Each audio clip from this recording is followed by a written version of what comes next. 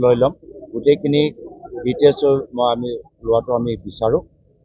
কিন্তু মই এটা কথা ক'বলৈ বিচাৰোঁ যে PGR VGRৰ আপোনালোকে নিজেই জানে যে কাউন্সিলে কোনো ধৰণৰ স্থিতি যি তেওঁলোকৰ দায়িত্ব আছিলে হাইকোৰ্টৰ কেছৰ সম্পৰ্কত তেওঁলোকে দায়িত্বটো নল'লে।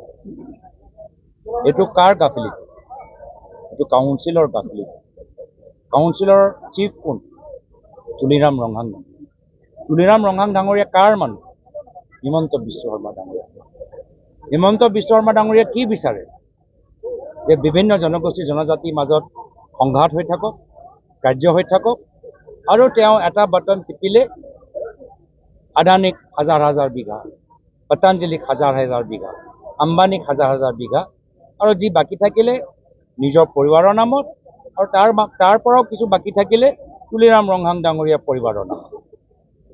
তো মাটিৰ সমস্যা যেতিয়ালৈকে হিমন্ত বিশ্ব শৰ্মা ডাঙৰীয়া মুখ্যমন্ত্ৰী হৈ থাকে, তুলিৰাম ৰংহাং ডাঙৰীয়া চিফ হৈ থাকে, মাটিৰ সমস্যা সমাধান নহয়। কিন্তু ইয়াৰ আগতে মই এটা কথা ক'বলৈ বিচাৰোঁ যে কাৰ্বি গো বেক শ্লোগানটো আমি অসম বিৰোধ কৰিবলৈ নিবিচাৰোঁ। কিছুমানে কাৰ্বি গো বেক শ্লোগান কোৱাটো একদম অনুচিত হৈছে, একদম অনুচিত। কাৰ্বি আমাৰ অসমৰ বিভিন্ন জনজাতিৰ ভিতৰত আটাইতকৈ পুৰণি জনজাতি। কিন্তু লগে লগে মই ক'বলৈ বিচাৰোঁ সেইটো মই ভাল পোৱা নাই। কিছুমানে কৈছে, সকলোৱে কৰা নাই। কিছুমানে কৈছে, সকলোৱে কৰা নাই। আৰু একেৰাহে কিছুমানে আমাৰ ভোজপুৰী সমাজৰ যে ঘৰ জ্বলাই দিলে সেইটোও মই দুখ প্ৰকাশ কৰোঁ। সেইটোও মই দুখ প্ৰকাশ কৰিছোঁ। আমি যিয়ে হয় আমাৰ মাজত কিছু সমস্যা থাকিব পাৰে, কিন্তু আলোচনাৰ যোগেদি, আইনৰ যোগেদি, লোকতান্ত্ৰিকভাৱে আমি সমাধান হোৱাটো বিচাৰোঁ। আমি নিজৰ মাজত সংঘাত, ঘৰ জ্বলোৱা, মাৰ পিট আমি নিবিচাৰোঁ। কিন্তু এয়া হৈছে হিমন্ত বিশ্ব শৰ্মা ডাঙৰীয়াৰ ৰণকৌশল।